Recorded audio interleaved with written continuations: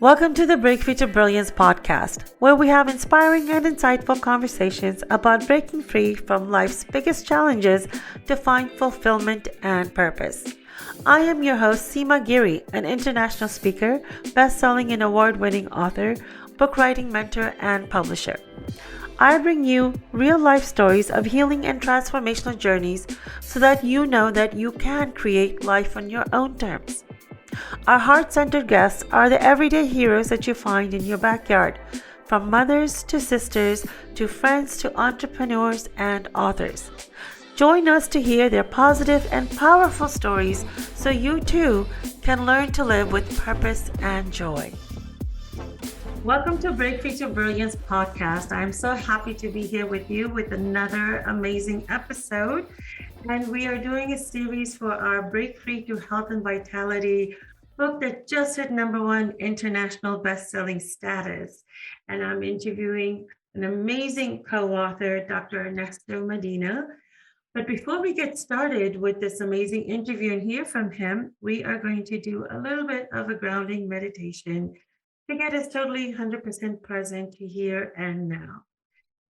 So let's close our eyes. And if you're driving, please don't close your eyes, but you can follow along. So let's close our eyes and take a deep diaphragm breath all the way down to our belly. And exhale. And as I see you exhale, you become more present to what you are doing right now, being here with us. Taking another deep inhale. And with this exhale, you're just letting go of anything that is not serving you at this time. I know you had previous appointments before our time together, and you have other things after our time together. And just know that they will be there waiting for you. Right now, you want to focus being here and now. And with your next breath in, I want you to bring your focus to your heart. You can also put your hand over your heart to bring the awareness to that. And I would like you to think of a happy moment. This happy moment can be from any time period in your life, in your childhood, in your young adulthood, current, any time period, even from today. And relive this moment as if you're living it for the first time. Remember the bliss, the enjoyment, the smell, the people that you were with. Perhaps it was over a meal or coffee, or maybe just a phone call. Now, with your next breath in, I want you to bring your awareness to your crown chakra, which is just above your head. And think of a second happy moment. Again, relive this moment as if you're living it for the very first time.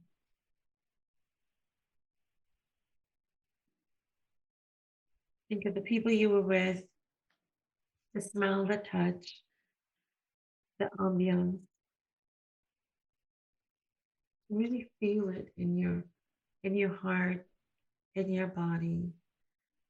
And with your next breath in, just relax into that and remember that feeling. And with your next breath in, I want you to open up your mind and your heart to what is possible today from hearing our conversation and interview with Dr. Medina. Perhaps you're here for yourself, or you might be the messenger for someone else who might need to hear this message today. So open yourself up to the possibilities of how you can serve yourself or maybe someone else.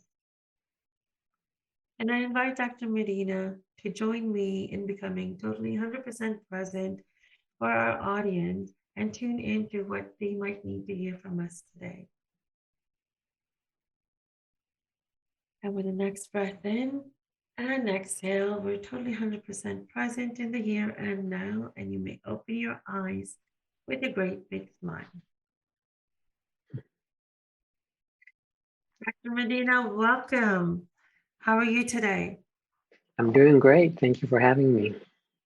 Now, it's wonderful to have you. Now, Dr. Medina, what came to your mind as you were doing this grounding meditation with me? Well, it really helped actually center me. As I mentioned before we started recording, I have seems like 2 million projects happening all at once this month. And I was working on one prior to this, have the next one planned after this, and the next one planned after that. And it's easy to get distracted and overwhelmed.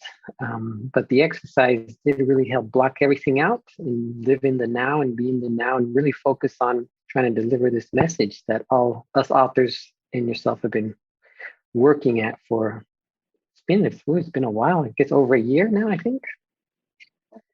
Yes, I think it feels like that to you too, because you are part of our second book, Break Free, in the Break Free series, Break Free to Health and Vitality. You were part of the first one, Break Free to Stand in Your Power. And now you've become a two-time #1 international best-selling author. How does that feel? Oh, it feels amazing. It even feels more rewarding to know that people are out there reading and hopefully gaining something from our chapters that we've provided. Really, I'm coming from a place of service, trying to help others um, through my own experiences in the first book and through this book, my own experiences as a healthcare professional. So very rewarding and very exciting. Well, before we get too deep into this interview, let's tell them who you are. It's my pleasure to introduce to you Dr. Ernesto Medina. He's an amazing chiropractor, was based out of the Bay Area, that's where we met, and now he has moved to Texas, in Austin, Texas.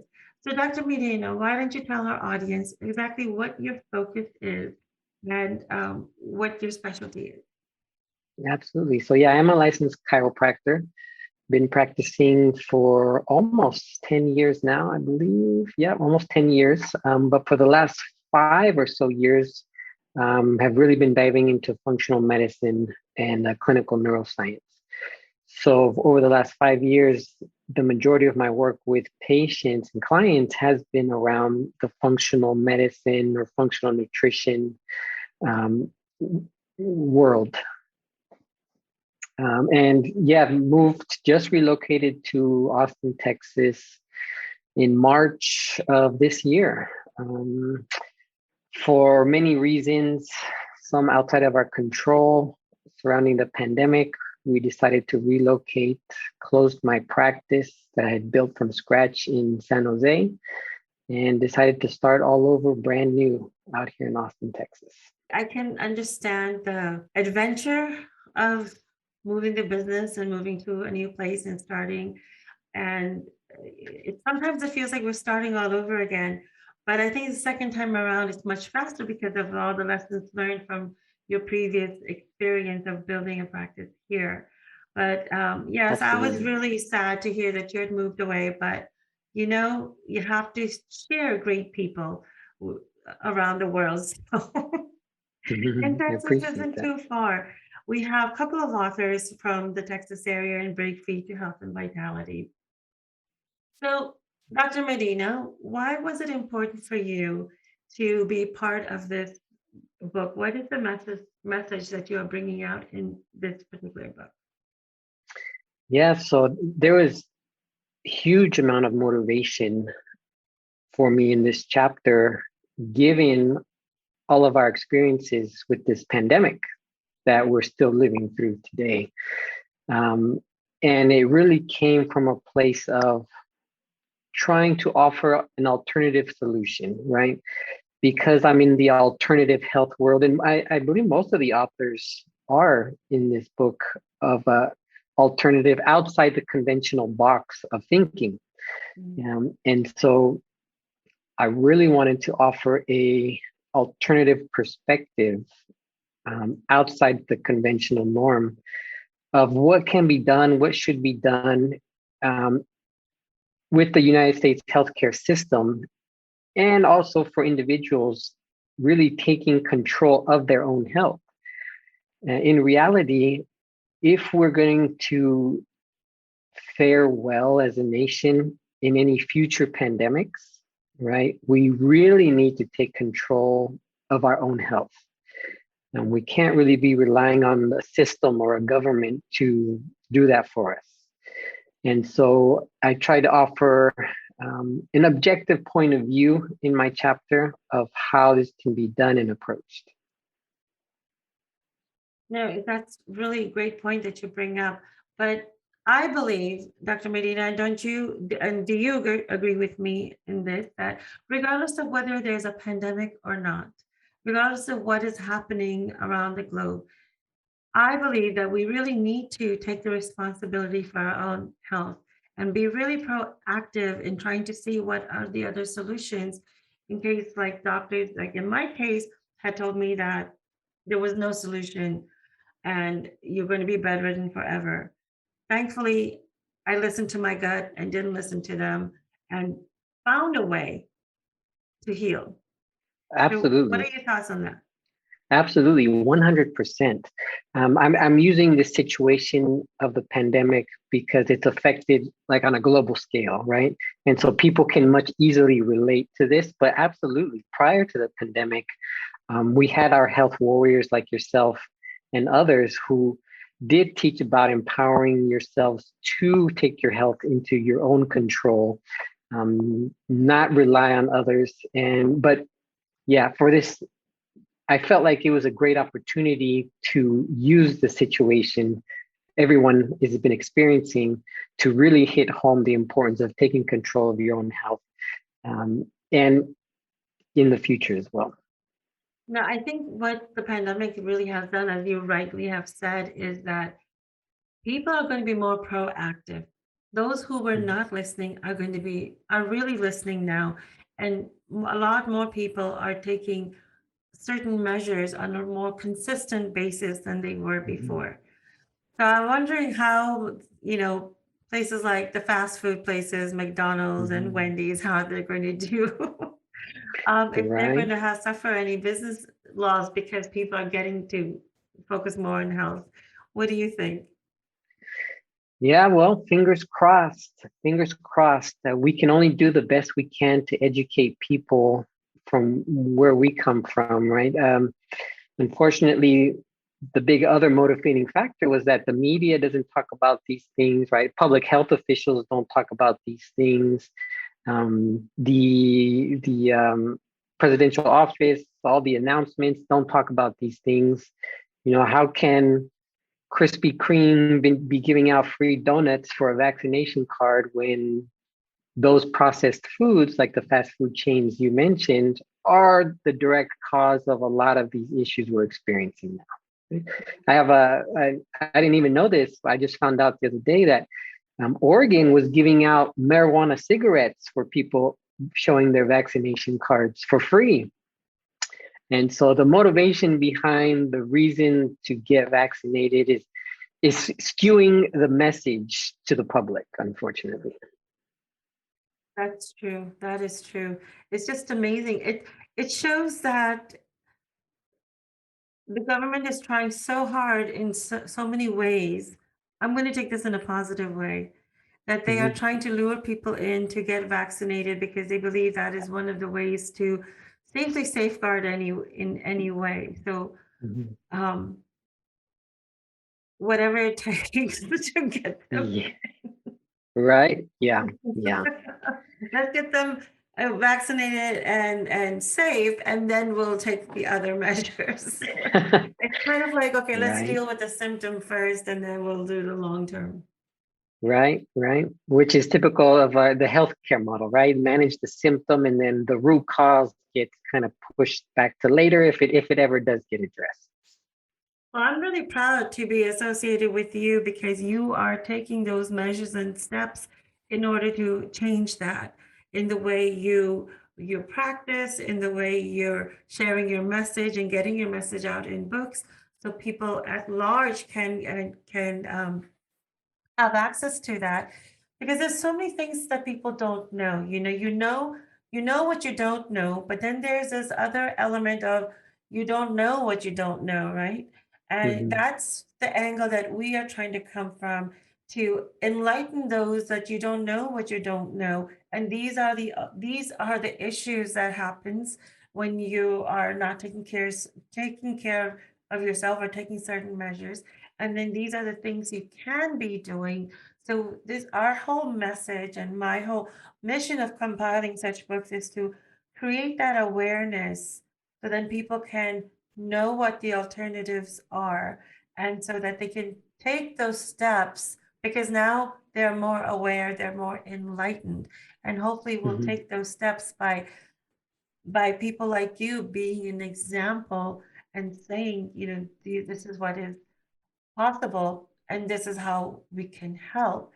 And these are the roadmap because many people don't even know the roadmap.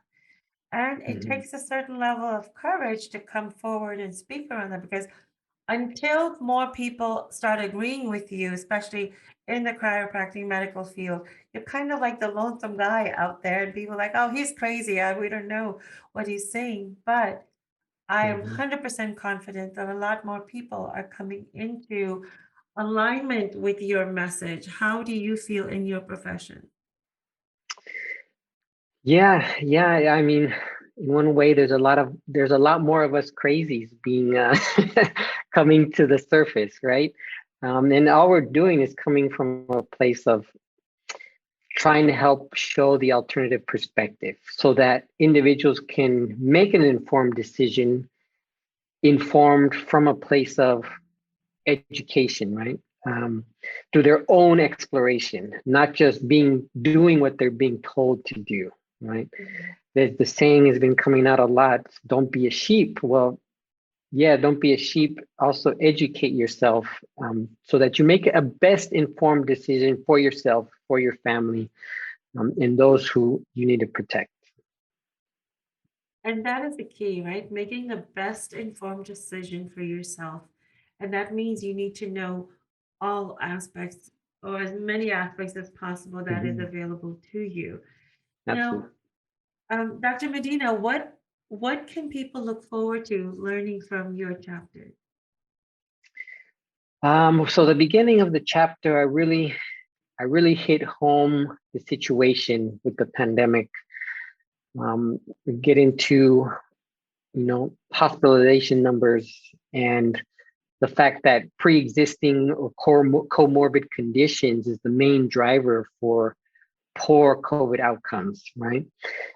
Which doesn't get emphasized enough. And a lot of these comorbid factors, pre-existing conditions, for the vast majority, not all, of course, but for the vast majority, are chronic disease issues that directly correlate with poor lifestyle, diet choices, right? So they are things that are fully in one's control. When one comes from a place of education and knowing that, and knowing how to influence those factors that are within my immediate control, right? My food choices, my exercise choices, my sleep habits, when someone's informed of how those can contribute to chronic diseases, those chronic comorbid conditions, we can work at taking control of our health, like we discussed earlier, and decrease our risk for poor outcomes and hospitalization. Mhm. So I really dive into a lot of that in my chapter. That's wonderful. And I think that's going to be really encouraging for people to learn those aspects. What tips can you give to people right now? What are some of the things that they can do right now to help them through the pandemic that we're still going through? Mhm. The number one is going to be what you choose to eat, what you choose to consume, right? That's number one. We spoke about the fast food industry. We spoke about the donuts industry. Um, by far, the number one thing you can control in your own life is going to be the food choices you make. And then the second one, that's a close, very close second, is how much activity, how much physical activity one chooses to do. Both of those are probably two of the most important, just to start with. So, um, in terms of activities, how often during the week should one be doing? So it that's a tough question to answer. It really comes to what is your capacity, right? If you've never exercised before, I'm not going to tell you to work out 5 days a week for an hour because that may not be realistic for you. So I always meet a patient at their starting point, what they're comfortable with. That may be walking 30 minutes 3 times a week. And then once strength and endurance to do that, and more than anything, habit, it becomes a habit and it's easy. Well, then we start to increment more, we start to increase more from there, right? For me personally, I have to get 4 to 5 days of high intensity exercise in. Otherwise, my brain doesn't function as well as it should. It's not as quick to comprehend information, to retain information. So that's me personally. And it makes me feel good, right? In the first book that I was a part of, I came from a place of my personal experience dealing with mental illness, depression, anxiety, and my saving grace to come out of that and get off medications was exercise, right? So for me, my exercise demands are much higher than maybe most people. But a safe place to start, 30 minutes, 3 times a week. If that's too easy, start ramping it up from there. That's a great input. And I always say when people ask me what is the best form of exercise, I always say the one that you will do consistently, Absolutely. Absolutely. the one that you enjoy the most, because it has to be an Hmm. enjoyable experience. So getting Yes. outside, getting fresh air is always very helpful. And Hmm. then the other thing that I recently realized in my health journey was what is healthy for one may not be healthy for others. I was Hmm. eating a very healthy, heart-based diet, and I was still not able to release weight. It wasn't working, so I made some changes, Hmm. and really tuned into what my body wanted and what it was requiring, and that just made all the difference in the world. Absolutely. So that's another big one, just like the exercise. There's no one size fits all for a nutrition program or diet. I mean, I've seen very sick vegans, I've seen very sick vegetarians, and you see very sick, you know, chronic meat eaters, right? So it's person dependent, 100%. So that means people really need to tune into Mhm. understanding how they're feeling after they eat certain foods to see if it's making them feel lethargic or energized, to see if it's the right food or not for them. 100%. And that's probably what I spend the most time teaching my patients when I work on with them one-on-one is take notes of how you feel before you eat, after you eat. Does it trigger symptoms for you? Does it wreck you after you eat it? Avoid that food for a month and then reintroduce it and see if it makes you feel terrible again. You know? But yeah, absolutely. That's the whole world of food sensitivities and food reactions. Yeah, yeah. And then I also noticed that as you age, something that you ate in your younger years that didn't affect you could affect you in your as you age and become older, even if it's 5, 10 years down the road.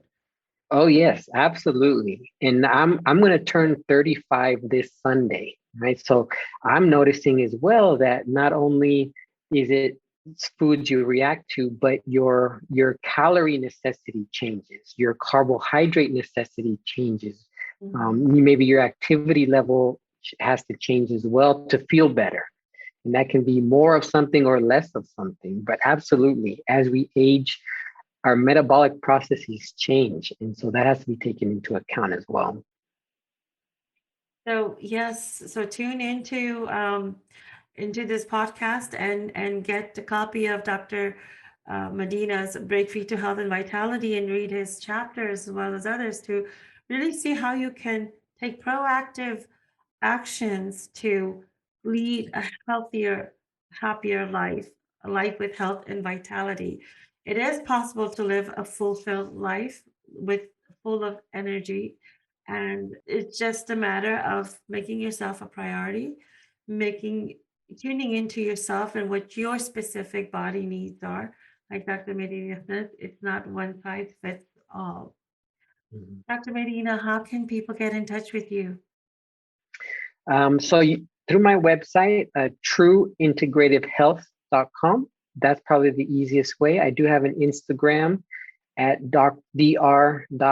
Ernesto _Medina _DC.